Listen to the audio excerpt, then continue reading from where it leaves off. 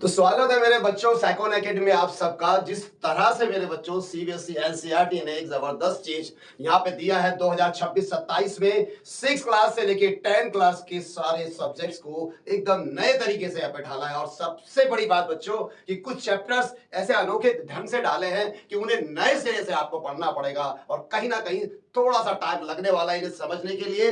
अब पिछले readymade questions या इस तरह के टॉपिक्स भी नहीं है, यानी कुछ चैप्टर्स नए हैं। मगर बच्चों अगर आप इसमें बने रहे, यानी कि कंसिस्टेंसी के साथ आपने मेहनत करी, तो ये चैप्टर, यानी कि अगर मैं ये कहूं कि मैं सिर्फ एक वीडियो के अंदर ये पूरा चैप्टर बहुत ही मजे तरीके से, यानी कि आप कॉपी भी ना उठाएं, पेन भी ना उठाओ मेरे बच्चों, लेकिन उसके बावजूद ये आपको बोर्ड पर ही सारा अच्छे से समझा दिया जाएगा। क्योंकि इंजीनियरिंग का तो थोड़ा हमें तजुर्बा है, तो बहुत आसानी से मैथ के साथ खेलेंगे और एंजॉय करेंगे। तो शुरुआत करते हैं बच्चों। यहाँ पर हम अपनी गणित मंजरी क्लास 9 के पहले चैप्टर कोऑर्डिनेट ज्योमेट्री के साथ इस तरह से सवालों को करना है, घबराने का नहीं है बेटा। तो ये हो गए हमारे पहले सवाल की यहाँ पर झलक जबरदस्त तरीके से।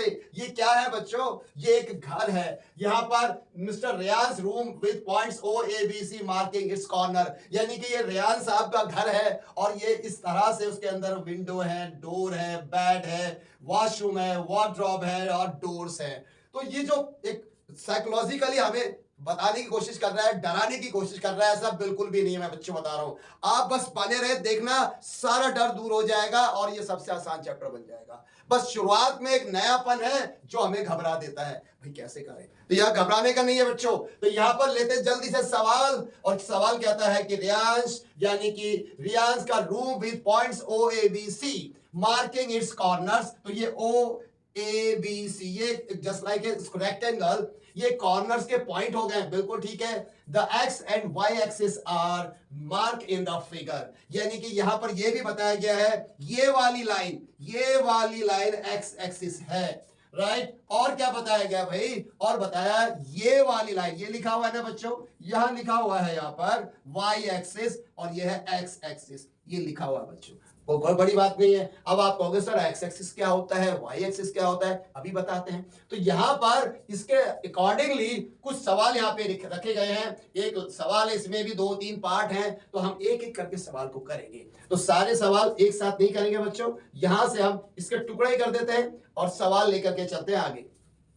तो यहां पर पहला सवाल हमने अलग कर दिया है, ये एक फिगर है बच्चों, और जो रियान का अपना रूम है यानी कि फ्लैट है, जहां पर आपसे पहला सवाल दागा गया है D1 and R1 represents the door, यानी कि D1 ढूंढो कहां पर है, R1 ढूंढो कहां पर है। वो किसको दर्शाता है? वो एक दरवाजे को बताता है। जैसे कि हम जानते हैं मेरे बच्चों, ये अगर पॉइंट है 1 और ये है 2 पॉइंट, यानी कि A एंड B, तो यहां से यहां तक ये इसकी क्या कहलाएगा? डोर की विड्थ या लेंथ। तो ऐसा ही कुछ सवाल आगे आने वाला है जो आपसे पूछने वाला है। वो ये कहता है कि जो D1 है वो R1 है। देखते D1 कहां पर है मेरे बच्चों, ये रहा D1, इसको मैं जरा हाईलाइट कर देता हूं यहां पर, राइट। तो यहां ये है हमारा ओरिजिन। अच्छा बच्चों, ये आपको पता होना चाहिए कि आपको ये ओरिजिन किस भला का नाम है। तो मैं जल्दी से एक बार समझा देता हूं कि ये क्या है एक्स एक्सिस वाई, जल्दी से 2 मिनट ही लगेंगे मेरे बच्चों। यहां देखो ये 2 लाइनें दिख रही है मेरे बच्चों, एक लाइन ऐसे आई, एक लाइन ऐसे गई, इन दोनों ने जहां पर काटा उसका नाम रख दिया मैंने O, बस। और ये शुरुआत है। तो यहां से हर कोई निकलेगा आगे की और राइट की तरफ। अगर राइट की तरफ जाता है तो वो प्लस होगा, अगर वही इंसान पीछे की तरफ आ रहा है लेफ्ट की तरफ तो वो माइनस एक्स होगा, और इसी को बोलते हैं बेटा एक्स एक्सिस, राइट। अब इसी तरह से कोई ऊपर जाएगा तो ये प्लस का होगा और वाई एक्सिस होगा, राइट। नीचे आएगा तो माइनस एक्सिस होगा, दैट्स इट। तो अब हमें समझ में आ गया सर, राइट में जाएंगे ऊपर जाएंगे तो प्लस होगा, इतना ध्यान रखना है। अब आपको ये बताना है, अगर मैं राइट में गया, शुरुआत मेरी यहां से हुई है, तो 1 2 3 4 5 6, सपोज मैं 6 सेंटीमीटर गया या 6 यूनिट गया, तो मैं यहां से यहां तक का डिस्टेंस मेरा कितना हो गया?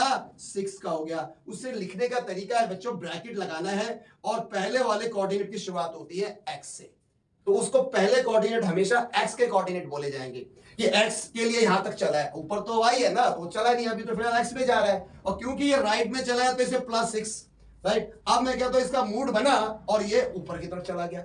तो मैं 1 2 3 4 और यहां पे जाके वो रुक गया। तो कितना चला बेटा यहां से 1 2 3 4, अब यहां से गिने और यहां से गिने तो आपको लगेगा पहले 6 चला था, अब ये ऊपर 4 चला है, लेकिन ये भी ऊपर की तरफ दोनों ही पॉजिटिव हो गए। तो ये है हमारा रिप्रेजेंटेशन AXY। तो किसी पॉइंट को, किसी कोऑर्डिनेट को, किसी बिंदु को आपने यहां पर ढूंढना है। कहां? बड़ा आसान है बेटा, एक और कर लेते हैं ताकि और अच्छे से समझ में आ जाए। राइट, अब मैं इधर की तरफ कोई पॉइंट ले लेता हूं, सपोज यहां पर एक पॉइंट है B। अब मुझे पता करना है कि इसके जो XY की वैल्यू क्या है, यानी कि कोऑर्डिनेट क्या है। XY तो रख दिया, पर XY की जो वैल्यू को आप नया नाम दे देते हैं हम, कोऑर्डिनेट यानी कि निर्देशांक क्या है, ये पता करना है बच्चों। तो अब मैं यहां क्या करूंगा, बहुत आसान है बेटा, ये स्ट्रेट लाइन दिखाई दे रही है ना, यहां से एक लाइन खींच दो ऐसे, राइट, और एक यहां से ऐसे लाइन खींच दो। बस अब आप काउंटिंग कर दो बच्चों की तरह, 1 2 3 4 5 6 7 8 9।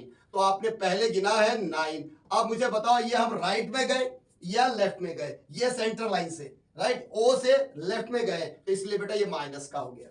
अब मुझे बताया, अब ये आप ऊपर गए हैं या नीचे गए हैं? ऊपर गए तो प्लस होता है, बिल्कुल ऊपर गए तो ये हमारा प्लस गिन लेते हैं, 1 2 3 4 5 6 7 8, तो ये हो गया हमारा 8। This is how to find the coordinate या location of a particular person और पर्टिकुलर पॉइंट। तो एक पॉइंट को हमने लोकेट कर लिया बेटा, अगर पॉइंट दिया था तो कोऑर्डिनेट निकाल लिए, अब कोऑर्डिनेट देता है तो वो कहां पर होगा, वो हमने उसकी लोकेशन बता दी। तो ये इस तरह से कोई कहां जा रहा है, कोई सामान ऊपर रखा है तो कितनी ऊंचा होगा, कितनी दूर होगा, यही तो इंजीनियरिंग है। तो इसकी ये बिल्कुल शुरुआत होती है, तो बहुत आसानी से समझ में आ रहा है बेटा, पॉइंट गिनने 1 2 3 4, कुछ भी मुश्किल नहीं है। अच्छा बच्चा, जीरो जो नीचे शुरुआत होता है ये कहीं नहीं जा रहा, ना इधर जा रहा है ना इधर जा रहा है तो जीरो, ना ऊपर जा रहा है ना नीचे जा रहा है तो जीरो। इसको बोलते हैं बच्चों ओरिजिन। क्या बोलते हैं बच्चों? ओरिजिन। तो ओरिजिन जो होता है यानी कि मूल बिंदु, उसके पॉइंट्स क्या होते हैं, यानी उसके कोऑर्डिनेट्स क्या होते हैं, तो आप बोलेंगे 0 0 होते हैं। तो बस ये हमें समझ में आ गया बेटा, अब ये हो चुका है। अब बाकी यहां पर मैं इतनी बार बता चुका हूंगा कि ये सब समझ में आ जाएगा, बस सुनना है। मेरा ही नहीं, किसी का भी वीडियो सुनते रहोगे, लिखने की जरूरत नहीं पड़ेगी, इसलिए मैंने लिखने के लिए कुछ यहाँ पे रखा ही, स्पेस ही नहीं दिया बेटा। सीधा सा सवाल है, यही ड्राइंग समझानी है, ये ऊपर जाए नीचे जाए, ये डोर वो विंडो वो उसमें टच करेगा, बड़े बड़े क्वेश्चन आएंगे, बड़े अच्छे अच्छे क्वेश्चन आएंगे बेटा, तो वो सब यही ड्राइंग के बेस पे बनने वाले हैं। इसको लिख करके क्या दिखाना है, इसलिए मैंने पूरा पिक्चराइजेशन पे दिया है ताकि आपको इमेजिन में हो सके, दिख सके, अच्छा लगे। तो अब पिक्चर से ही सारा समझना है यहाँ पर। तो एक डायग्राम हमें, पहला पॉइंट तो हमें समझ में आ गया। तो रेयान साहब के फ्लैट के अंदर ये जो D1 और R1 वाला पॉइंट था, ये आपसे पूछा गया, एक दरवाजा है, यानी कि अभी D1 है इधर, ये लगा दिया मैंने, और R1 है यहां पर। तो मेरे बच्चों, अब आपको ये तो इसने बता दिया दरवाजा, इसका क्या मतलब हुआ कि ये दरवाजा जो है ना, कुछ यहां से लेकर यहां तक चौड़ा है, इतना ही बताया अभी फिलहाल। ये लग रहा है क्योंकि दरवाजा बोला है तो यहां से यहां तक होगा ना, तो इतना चौड़ा भी तो होगा, ये ऑब्वियसली बात है। अब आपसे पूछा गया है, how far is the door from the left wall Y axis. ये जो दरवाजा में से पेन सपोज कर लेता हूं, ये दरवाजा जो है, ये वॉल बोला गया बेटा, दीवार है, इसका नाम है वाई एक्सिस। तो कहता है वाई एक्सिस से ये दरवाजा कितना दूर है भाई, तो दरवाजा ये वाला पॉइंट, ये वाला, बस ये डिस्टेंस बता दो। बिल्कुल आसान बच्चों, यहां से यहां तक गिनना है, बस गिन लो 0, ये 1 2 3 4 5 6 7 8 हो गया बच्चा, यहां से यहां तक का डिस्टेंस 8 यूनिट। अब ये सेंटीमीटर भी हो सकता है, मीटर भी हो सकता है, इंच भी हो सकता है, अब उसमें आपको नहीं जाना है। तो आपको ये पूछा है कि दरवाजा यहां से कितनी दूर है, दरवाजे का शुरू का पार्ट लेना बेटा, लास्ट का नहीं लेना। बच्चे गलती कर सकते हैं कि लास्ट जो आपने लग जाएंगे बेटे, शुरुआत ही यहां तक, शुरुआत में दरवाजा यहां से तो शुरू हो रहा है ना, इसको देखते हुए अगर मैं यहां से डिस्टेंस कहता तो फिर यहीं से यहां तक का डिस्टेंस लिया जाता। तो वाई एक्सिस तो इधर है भाई, तो वाई से ये distance 8 unit. That's it. How far is the door from the left, पहला ये आंसर भी हमारा हो गया। पहला क्वेश्चन तो यहां फिनिश। अब ये दूसरा भी इसी में हो जाएगा, इस वजह से मैंने इसे अलग नहीं किया बेटा। आप लेते हैं, how far is the door from the x axis. बड़ा इंटरेस्टिंग बच्चों, यहां पर ये एक्स एक्सिस है, ये पूरा एक्स एक्सिस है, इसी के ऊपर, अच्छा बताओ, ये कोई चीज है, पेन है, राइट, ये पेन यहां से कुछ दूरी पर है, कोई डिस्टेंस होगा, अब कोई डिस्टेंस है, होगा, अब कोई डिस्टेंस है, अभी भी है, अब इसके ऊपर बैठ गया। अब मुझे बताओ इसका ये इस लाइन से कोई डिस्टेंस नहीं है, 0, क्योंकि इसके ऊपर टच कर गया, और इसी को इसने क्या बोला है बच्चों, एक्स एक्सिस, और दरवाजा भी इसी के ऊपर लगा पड़ा है। इसका मतलब क्या हुआ, इन दोनों के बीच में कोई डिस्टेंस है ही नहीं, यानी कि 0। यस, तो ये सवाल है कि डोर जो है एक्स एक्सिस से कितनी दूरी पर है। अरे दरवाजा तो यहीं पे लगा, दरवाजा यहां होता तो मैं बताता ना। तो ये इसी के ऊपर है, जब भी कोई चीज एक्सिस के ऊपर होगी तो उसी एक्सिस से वो 0 होगा। अब ये दरवाजा यहां की जगह यहां होता वाई एक्सिस पर तो क्या होता, राइट, तो ये वाई से 0 डिस्टेंस पर होता। तो सिंपल सी, जहां पर जो चीज टच करेगी उसका डिस्टेंस 0 हो जाएगा। तो बस ये दूसरा सवाल भी हो गया। अब मुझे बताओ बेटे, मुझे ज्यादा लिखने की जरूरत क्या है। हाँ, ये मुझे समझाना था तो मैंने इसलिए ड्राइंग बनाई। मुझे मालूम है इसको समझाऊंगा, आपको डिजाइन अच्छे दूंगा, अच्छा लगेगा, समझ में भी आएगा। और इसी तरह से डायग्राम है, आपको ग्राफ है, इसमें भी और भी दोबारा भी करेंगे हम। तो इसकी जरूरत है बस, दैट्स इट। बाकी तो इस चीजों की जरूरत ही नहीं थी बेटा, राइट। और इसको इतना मतलब जबरदस्त हवा भी नहीं बनाना है। इंट्रोडक्शन में तो बिल्कुल पैशनेट सा लगता है, अभी बहुत इंजीनियरिंग पढ़ रहे हैं हम लोग, 9th में हम इंजीनियर बनने वाले हैं मेरे बच्चों, तो जबरदस्त एक जोश भी आता है, लेकिन घबराहट तो होती है ज्यादातर बच्चों के साथ। अब क्या पढ़ेंगे इंजीनियर, वो तो बनते हैं भाई 5-7 साल बाद। अब क्या है ये चीज, एक्चुअली है ये इंजीनियरिंग। चलिए अब हम लेते हैं बेटा नेक्स्ट क्वेश्चन। तो नेक्स्ट क्वेश्चन के लिए तैयार से जल्दी से, what are the coordinates of D1। भाई अभी तो मैंने कराया है, अगर मैं आपसे कहूं बताओ यहां पर कोई कोऑर्डिनेट है, लेट्स से जल्दी से आइए जनाब। अगर यहां पर इस कहीं पर 1 2 3, अच्छा ये बच्चों मैंने बताना भूल गया, जल्दी से बता देता हूं, आसान चीजें हैं बेटा, याद आती रहेंगे, बताते रहेंगे बीच में। ये देखो, ये आपके ना 4 पार्ट है बेटा, एक ये पार्ट है, एक ये कमरा है, और एक ये 2 ये 3 ये 4। तो आप राइट वाले हिस्से को और ऊपर वाले हिस्से को, यानी कि इस वाले को फर्स्ट क्वाड्रेंट बोलेंगे। क्या बोलेंगे बेटा, क्वाड्रेंट, वो फर्स्ट क्वाड्रेंट। और ये वाला ऑब्वियस सी बात है बेटा दूसरा हो जाएगा, राइट। अब प्रेजेंट चाहे ऐसे कर लो कैसे भी कर लो बच्चे। और ये क्वाड्रेंट थर्ड होगा, ये क्वाड्रेंट फोर्थ होगा। अब आपको कोई पॉइंट दिया जाए, मैं चलो यहीं से बताने वाला हूं पर जल्दी से बताता हूं। मान लो 4 है और -3 है, ये कोई पॉइंट है ए। ये कौन से क्वाड्रेंट, सवाल आएंगे बेटा, सवाल करेंगे अलग से जब हम डीपी लगाते हैं, ठीक है ना, आपको दिया जाएगा। अभी तो फिलहाल यहां से समझ लेते, थोड़ा सा प्रॉब्लम आ जाएगी नहीं तो। अब ए पॉइंट मैंने लिया 4 एंड -3, मुझे पता करना है कि इधर इधर इधर चारों में से कहां पर आएगा। तो निकालो भाई, एक्स क्या है बच्चों, पहला एक्स होता है, दूसरा वाई होता है बेटा। तो एक्स कितना, प्लस का 4, तो एक्स तो इधर जाएगा। अगर ये माइनस का होता तो मैं इधर काउंटिंग करता, तो मुझे 4 काउंटिंग करनी है, 1 2 3 4 कर दी मैंने, 4 काउंटिंग करनी है। और क्या है मेरे बच्चों, या अब ये 3 है वाई, वाई तो या तो ऊपर जाएगा या नीचे जाएगा। बताओ जल्दी से, -3 कहां जाएगा, ऊपर या नीचे, नीचे। तो -3 1 2 3, बताओ 1 2 3, ये हो गया। अब इन दोनों को ऐसे मिला दो, ये हमारा पॉइंट हो गया 4 एंड -3।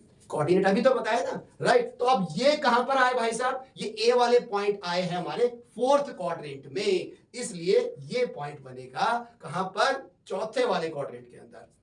ऐसे भी सवाल आएंगे, ये प्रैक्टिस वही कराना है, सारे कोऑर्डिनेट कैसे फाइंड किए जाते हैं, क्या क्या है, राइट। ये हो गया बच्चों। अब हमारा सवाल तो यहां पर था D1 के कोऑर्डिनेट निकाल लो।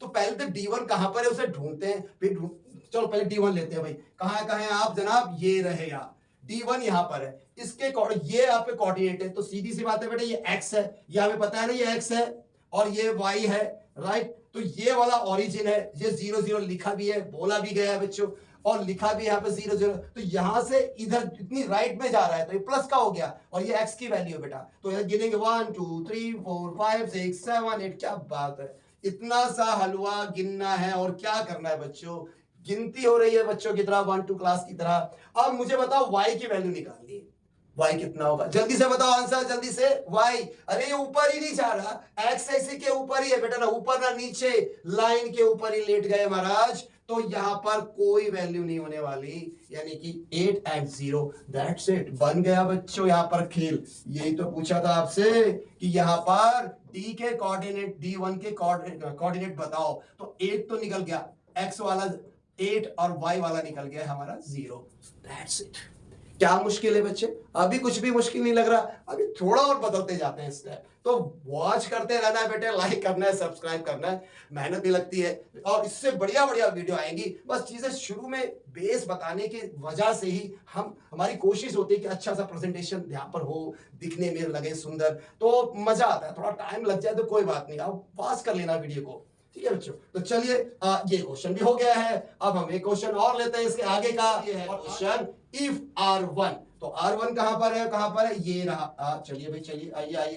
तो R1 को यहां पे लेना है, कहता है R1 is the point, already दे दिया मेरे बच्चों, यहां पर R1 को ऑलरेडी ही दे चुका है कि कहता है R1 भाई साहब इनका जो पॉइंट, इनकी जो वैल्यू है x की और साथ में y की वैल्यू ये है, ये x होता है और ये y होता है। तो ये आपको कोऑर्डिनेट्स ऑलरेडी आके दिए हुए हैं और यहां से हम चेक भी कर लेते हैं। इसमें बोला क्या है, how wide is the door. चलो पहले हम इस कोऑर्डिनेट को ले लेते हैं, यहां से R1, तो आपसे दिखते बेटे आपको 10 11 और 12 11 एंड 12 के बीच में कहीं आता है मेरे बच्चों। तो 11 12 के बीच में, यहीं पर 11.5 हो गया, और क्योंकि x एक्सिस के ऊपर है तो ये 0 ही होगा, तो भी चेक तो हमने कर लिया, राइट है। अब आपसे सवाल है, यहां सवाल है इधर मेरे बच्चों, how wide is the door. That means हमें करना क्या बेटा, to find what, the width find करनी है बेटा, किसकी, डोर की। और डोर वाले का भाई साहब का नाम क्या है बेटा, बताओ मेरे बच्चों।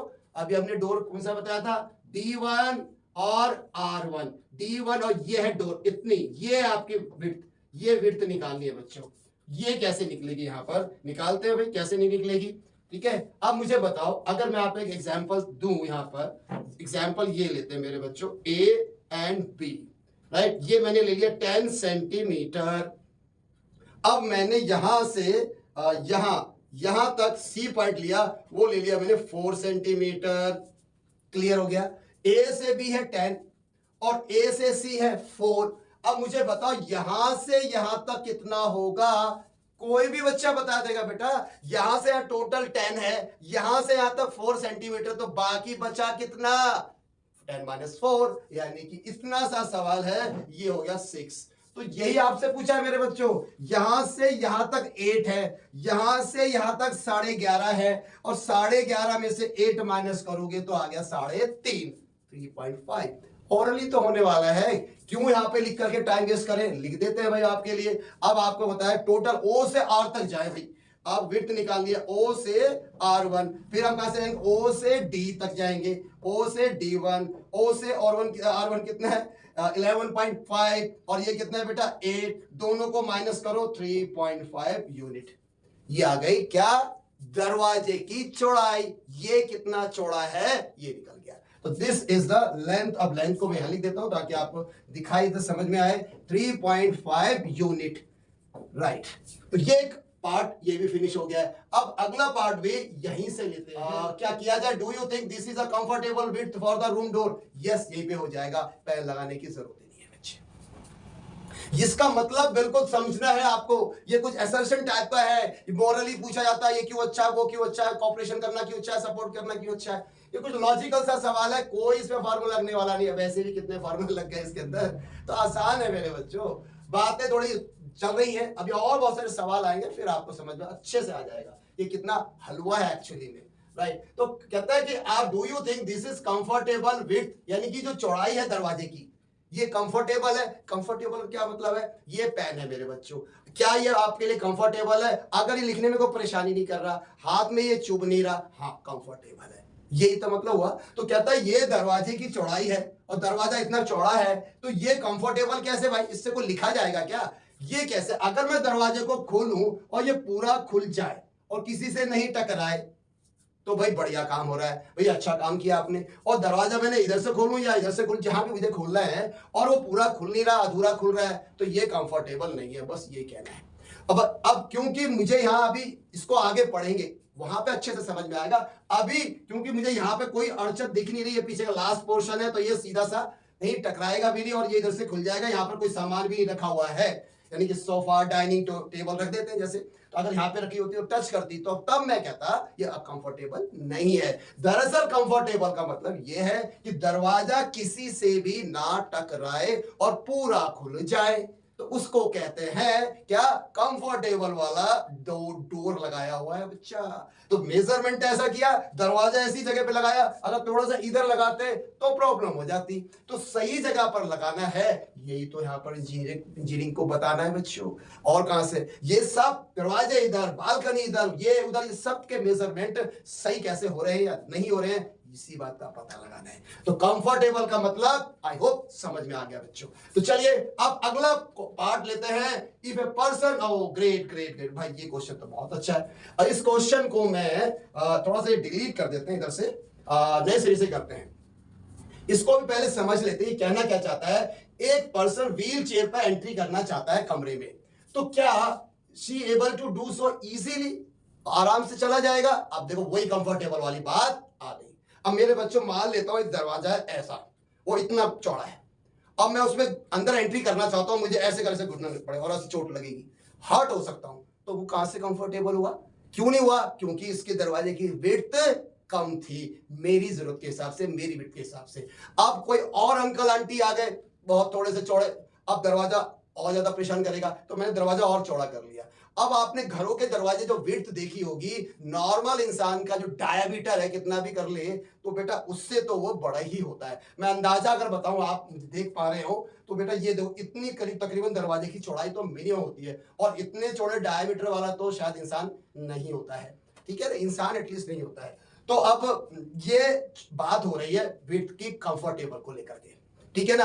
अब यही बात मैं कहना चाहता हूं, कोई व्हील चेयर पर आएगा, तो अगर व्हील चेयर पर कोई अंदर आना चाहता है तो व्हील चेयर की चौड़ाई कितनी होगी? या आपने देखा है कभी? नहीं देखा।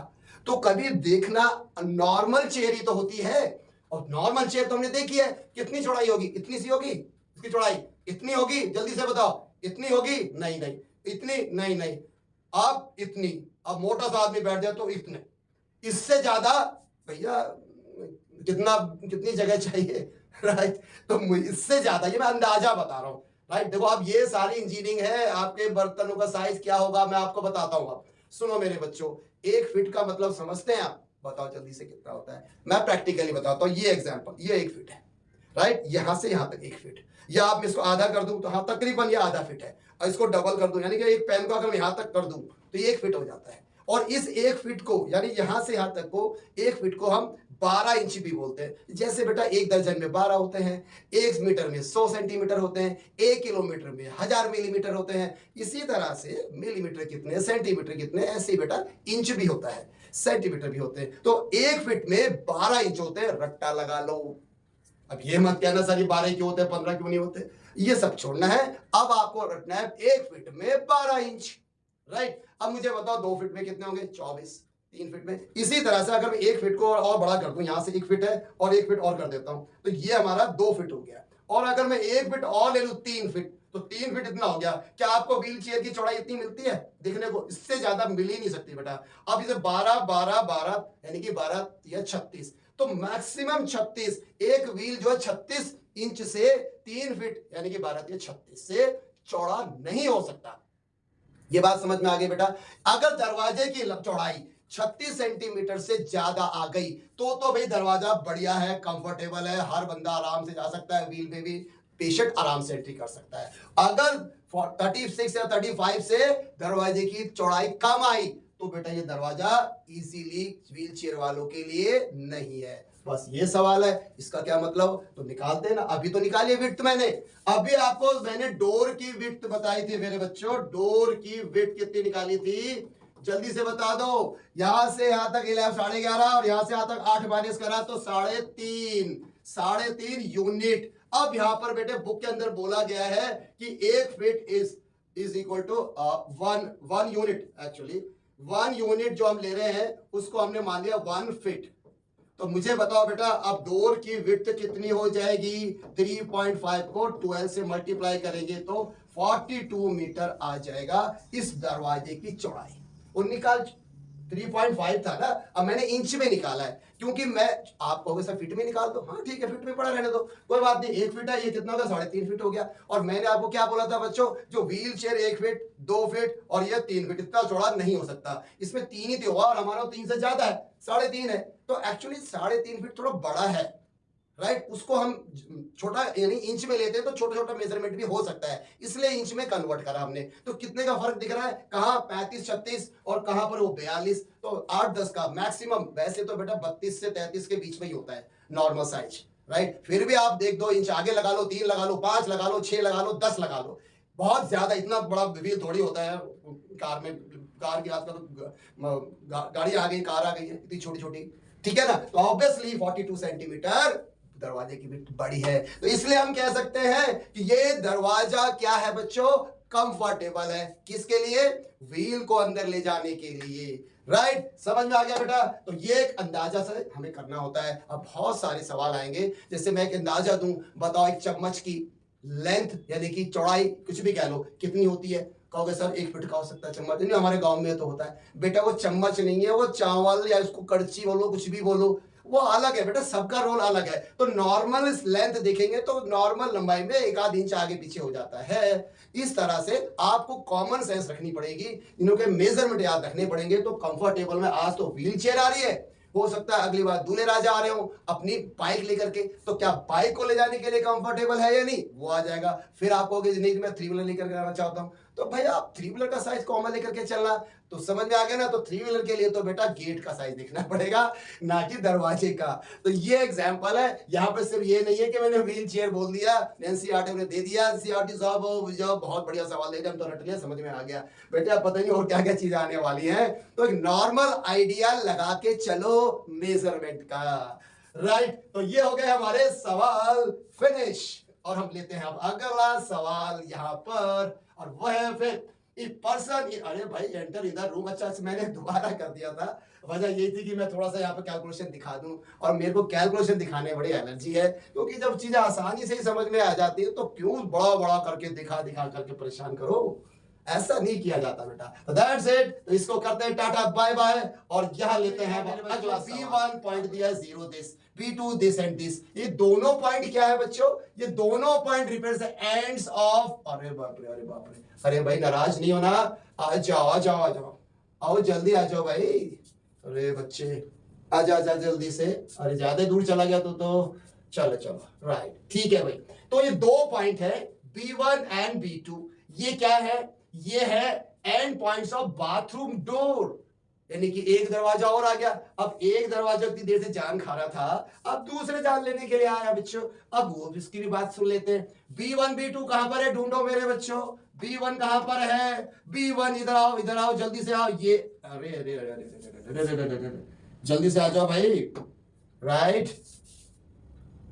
क्या हुआ भाई, अच्छा नाराज है, ऐसे भी आएगा क्या, अब आएगा, चलो ऐसे। हाँ कई बार बहुत प्यार से काम करना चाहते हैं, आजकल सारे सिस्टम नखरे वाले हैं भाई, ठीक है, मेरे बच्चों की तरह। तो चलिए भाई बच्चों, यहां पर बात कर रहे हैं B1 का है ये रहा, B2 का है ये रहा, और ये क्या है बच्चे, बाथरूम का डोर। अब बाथरूम की चौड़ाई यानी कि बाथरूम के दरवाजे की चौड़ाई निकाल सकते हो, बिल्कुल ऐसे निकालना है। अब पूछा क्या, मुझे नहीं मालूम, देखते हैं भाई। Is the bathroom door narrow और वाइडर, मतलब छोटा है, कम चौड़ा है, या ज्यादा चौड़ा है, किससे, रूम के दरवाजे से। रूम का दरवाजा कहाँ है, ये रहा, इसका दरवाजा हम निकाल चुके हैं ना मेरे बच्चों। इस दरवाजे की विड्थ कितनी है, 3.5 फीट, या यूनिट कुछ भी कह दो, चलो फीट लगा देता हूं। अब इसकी और निकाले तो पता चल जाएगा जो सा बड़ा है। वही बताओ क्या सवाल है, कौन सा छोटा कौन सा बड़ा, इतना सवाल करना है। अरे भाई एक बार तो कर लिया हमने, यहां से यहां तक कितना है मेरे बच्चों, 0 से लेके ऊपर तक कितना है, 1 2 3 4, ऊपर तक है 4, और 0 से लेके B1 यहां कहां पर है, 1 और 2 के बीच में, तो ये हो गया 1.5, यानी कि 1.5। तो मेरे बच्चों आप मुझे बताओ ये कितना होगा, दोनों को माइनस कर दो ना, 4 रुपए में 1.5 रुपया गया, कितना बचा, 2.5, राइट। तो ये बात निकल के क्या आई मेरे बच्चों, जो बाथरूम का डोर है, बाथरूम का डोर है, उसकी विड्थ निकल के आई 2.5, और जो हमारा मेन डोर है उसकी विड्थ निकल के आगे पहली निकाली 3.5। तो क्या दिख रहा है मेरे बच्चों, ये इससे बड़ा है कि नहीं, बिल्कुल। तो इसका मतलब रूम का डोर बाथरूम के डोर से चौड़ा है, वाइडर है, सिंपल। क्या है इसमें सवाल में बेटा, कुछ भी नहीं। बताऊं दोबारा, समझ में आ रहा है बेटा, जैसे बड़े में से ये माइनस कर रहा था, इस बड़े भाई साहब ने तो छोटे वाले को माइनस कर दो, तो ये इसकी विड्थ निकल गई, खत्म, दोनों में से जो बड़ा है वाइडर, सिंपल। अब इसके बाद अगला क्वेश्चन लेते हैं भाई, चलो चलो हो गया, आप जाइए एक्सरसाइज 1। अब यहां मुझे ये बताएंगे आप कि आप ये हम एनसीईआरटी का की पॉइंट, बेटा आप एक्सरसाइज कर रहे हो, ठीक है, उसमें अभी तो बहुत सारी वैरायटी तो आएंगी आगे, वो आपको करनी पड़ेगी, मेरे साथ करेंगे आप, सब समझ में आएगा बच्चे। लेकिन जो एनसीईआरटी में पॉइंट्स होते हैं, एग्जाम्पल्स होते हैं, तो उनको भी हमें ध्यान में रखना है। तो बेटे आप देखो इनको कैसे सॉल्व करेंगे, कैसे समझेंगे। चलिए पहला क्वेश्चन है कि ये कहता है कि what is the X coordinate of a point on Y axis. क्या मतलब बच्चे, इसका मतलब है कि कोई अगर पॉइंट कहां पर है बेटा, on Y axis, Y axis पर है कोई पॉइंट, ये है वाई एक्सिस, यहां पर कहीं पर भी एक पॉइंट ले लिया मुझे, राइट। अगर कोई पॉइंट एक्स का यहां पर है तो एक्स का क्या कोऑर्डिनेट होगा, एक्स की वैल्यू क्या होगी, ये पूछा है मेरे बच्चों। यहां पर एक्स ना इधर जा रही है ना इधर जा रही है, ये तो गड़ा गड़ा यहीं पे मुस्कुरा रही है। क्या मतलब मेरे बच्चों, वो इधर नहीं जा रहा, इधर नहीं जा रहा, तो एक्स तो हो गया 0। That's it. अब मुझे बताओ, जल्दी से बताओ, अब ये यहां पर है कोई पॉइंट बी, बताओ इसमें एक्स की क्या वैल्यू होगी, एक्स का कोऑर्डिनेट क्या होगा, ना इधर ना इधर, 0। That's it. अब y कितना होगा, हाँ y हो सकता है, y कुछ भी हो सकता है, 1 2 3 4 5, y -2 3 कुछ भी हो सकता है, यह हमें पता नहीं, लेकिन x की गारंटी है बेटा, गारंटी है वो 0 होगा, ठीक है ना। अब जल्दी से बता दो, एक और सवाल समझ में आया भाया, ये है C। बताओ यहाँ पे x के कोऑर्डिनेट कितने होंगे, 1 2 3 4, ये जा तो रहा है x से लेफ्ट की तरफ, x है, अब ये कितना है पता नहीं, गिन लेंगे चलो कोई बात नहीं, लेकिन y बोलो जल्दी से, बिल्कुल सही आंसर बेटा, ना ऊपर ना नीचे, तो कहीं नहीं जा रही है, बस यही मुस्कुरा रही है, तो इसको लगा देंगे 0। फिर ऐसे बच्चों यहां पे लूंगा, x होगा, y ऊपर भी नहीं नीचे भी नहीं, तो y 0। क्या मतलब बच्चों, सवाल आएगा कैसे कि कोऑर्डिनेट बताइए उसके जो y एक्सिस पर है मगर x पर नहीं है। कैसे हो भी सकता है भाई, एक भी तो होगा, तो y एक्सिस पे है तो उसके कोऑर्डिनेट क्या होंगे, और कोऑर्डिनेट जिसके होते हैं 0 ना वही पूछेगा। तो y एक्सिस पे किसके कोऑर्डिनेट 0 होते हैं, x के कोऑर्डिनेट पूछेगा 0, राइट। बस ये सवाल बन जाएगा। तो ये था x एक्सिस y एक्सिस के ऊपर वाला खेला, तो यहां पर यही पूछा। चलिए नेक्स्ट क्वेश्चन लेते हैं, is there a similar generalisation for a point on the x axis. Very good. अब यहाँ पे एक पॉइंट आ रहा है मेरे बच्चों D, और ये मैंने ले लिया E, तो कुछ और पॉइंट ले लेते हैं। सपोज मैं पॉइंट ये लाता हूँ 1 2 3, यहाँ पे 3 लिख दिया माइनस का और 0, और यहाँ पे लिख दिया 4 7 8, 8 माइनस का और ये 0, यहाँ पे से कोऑर्डिनेट कितने होंगे, 6 हो जाएगा और y 0। तो x एक्सिस पे मैंने 3 पॉइंट ले लिए मैंने बच्चों, और आपका सवाल क्या है पता है मेरे बच्चों, यहाँ पर गौर से देखो, ये कहता है जनरलाइजेशन। आप कहोगे सर जनरलाइजेशन क्या है, बिल्कुल एक एक वर्ड को अच्छे से समझना है। जनरलाइजेशन का मतलब होता है एक तरीके का पैटर्न, एक तरीके का फॉर्मूला। अब क्या होगा कि जनरली ऐसा होता है, कहते हैं ना जनरली ऐसा होता है, यानी कि बार बार होती है, उसी तरीके फॉलो करती है, ठीक है, यहाँ भीड़ आती रहती है, इसका मतलब ये एक जनरलाइजेशन है। तो आप कहता है कि जो x एक्सिस है ना, ये इतने सारे मैंने पॉइंट ले लिए, ये सारे x के पॉइंट, x एक्सिस में जितने भी पॉइंट है ना, ये जनरलाइजेशन देते हैं, ये जनरलाइजेशन क्रिएट करते हैं, कुछ पैटर्न क्रिएट करते हैं। बताओ मेरे बच्चों क्या पैटर्न क्रिएट हो रहा है, x तो बदल रहा है, कभी 3 कभी 4 कभी 5 कभी 6, लेकिन y अंडा, यहां पे 0 यहां पे 0 यहां पे भी 0, पैटर्न हो गया कि नहीं 0 अंडे का, राइट। तो यस x 0 का पैटर्न चलता है बच्चे x एक्सिस के ऊपर, ये जनरलाइजेशन हो गया बेटा। ऐसे ही बताओ मेरे बच्चों, अगर यहां पर पॉइंट होगा तो किसका जनरेशन, जनरलाइजेशन, y का जनरलाइजेशन होगा, यानी कि 0 y जनरलाइजेशन चलेगा इसमें, ठीक है बच्चों। अब ये थोड़ा टर्म नहीं आते, थोड़ी बातें नहीं आएंगी, मुश्किल बिल्कुल भी नहीं है, फार्मूला नहीं लगाना है बेटा, जमा माइनस प्लस अलजेब्रा कुछ नहीं लगाना, ये इससे बढ़िया आसान क्या हो सकता है। तो लॉजिक के लिए आपको किसी का वीडियो सुनना पड़ेगा। तो यहाँ तीसरा पॉइंट लेते हैं बच्चों, does point Q Y X coincide with point X Y. Very good बच्चों, यहां पर एक बोला गया है पॉइंट P, अब मैं इसे मिटा देता हूं अच्छे से और फिर करते हैं तीसरे सवाल को। ये एक पॉइंट लेते हैं हम A, और ये आपको बोला गया वाई एक्स, ये वाई एक्स पॉइंट है, और दूसरा कहता है x और y है, और कहता है क्या, does point this ever coincide with point x and y। ये कहता है कि ये 2 पॉइंट है, अब ये क्या आपस में, अगर 2 पॉइंट अगर है यानी कि कोऑर्डिनेट अगर ये है तो कहीं पर तो होगा, राइट, और ये दूसरा वाला पॉइंट है, ये भी कहीं पर होगा।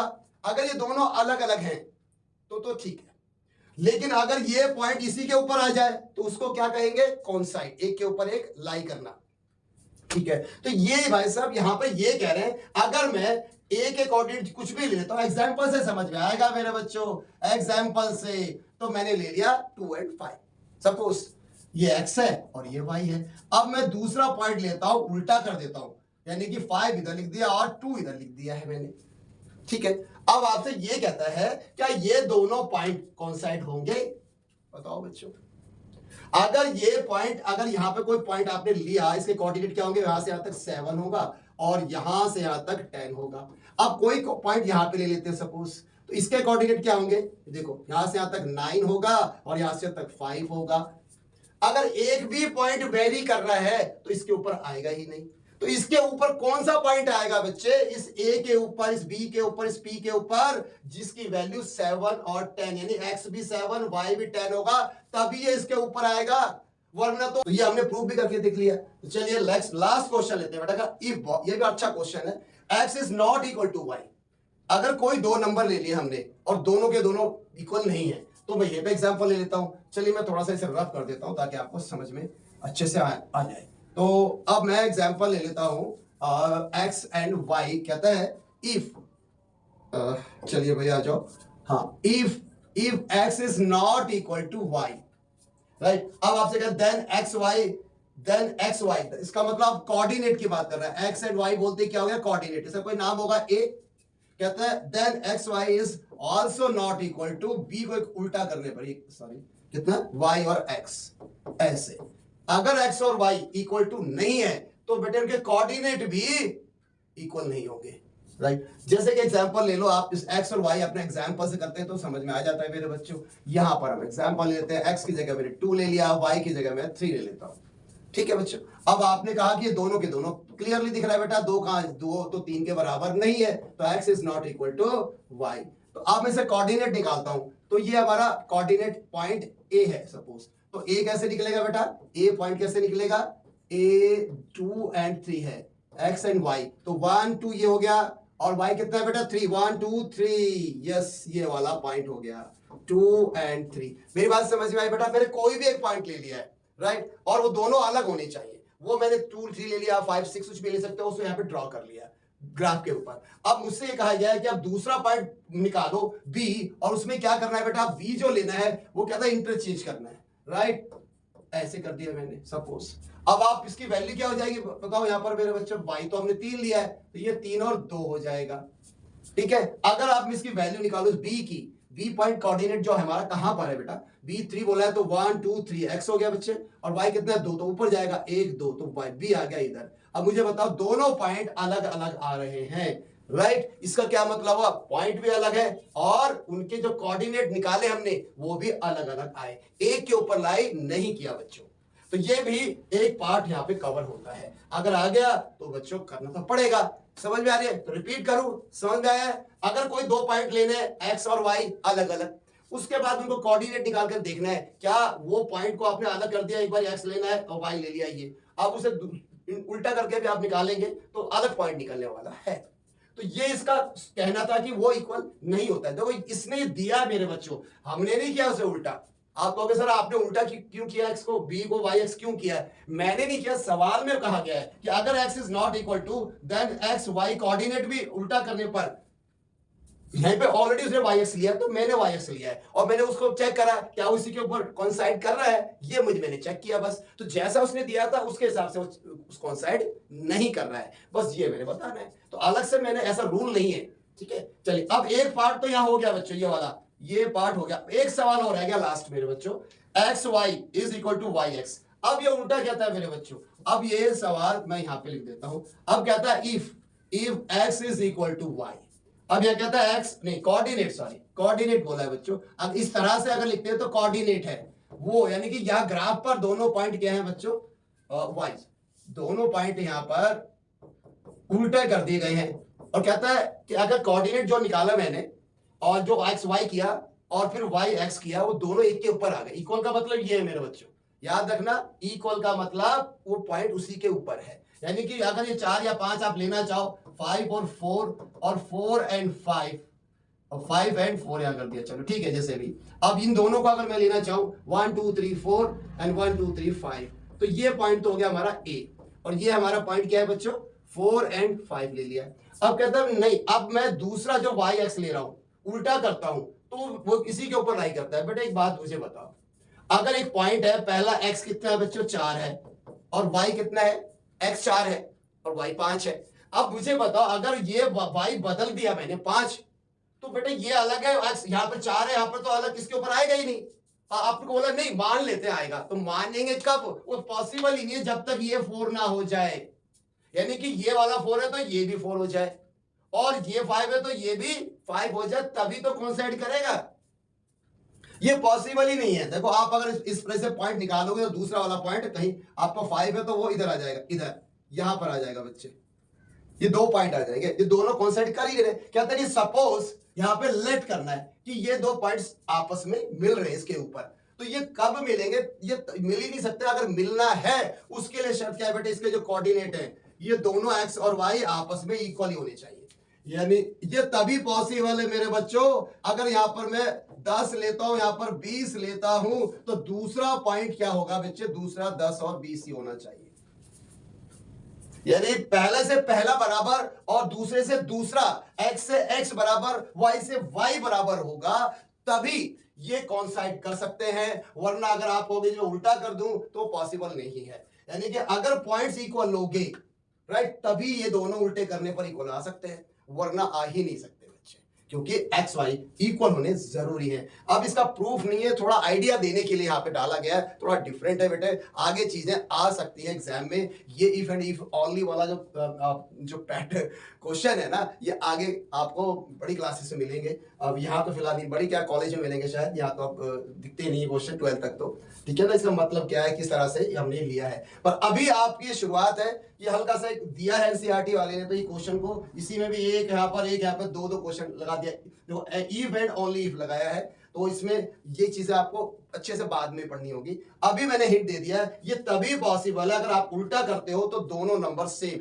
यानी एक्स से एक्स सेम होना चाहिए, वाई से वाई सेम होगा, तभी ये पॉसिबल होगा, अदरवाइज नहीं हो सकता। तो ये था इस एनसीईआरटी के जो हमारे एक रिफ्लेक्शन में की पॉइंट्स की जो क्वेश्चन रख दिए थे, ये भी एग्जाम में आ सकते हैं, इसके बारे में भी ध्यान देना है मेरे बच्चों। ऐसा नहीं है जो एक्सरसाइज कराई बस वही करेंगे, बाकी अभी तो और सारे पीवाईक्यू की सवाल ही नहीं है, क्योंकि अब पिछला पहली बार चक्कर आ रहा है, तो अब नए नए क्वेश्चंस हम ही बनाएंगे, आपको देंगे और फिर आपको पता चलेगा कि हाँ अब ये आसानी से हो सकते हैं। तो अभी तो शुरुआत है मेरे बच्चों, तो चलिए अब नेक्स्ट क्वेश्चन की ओर।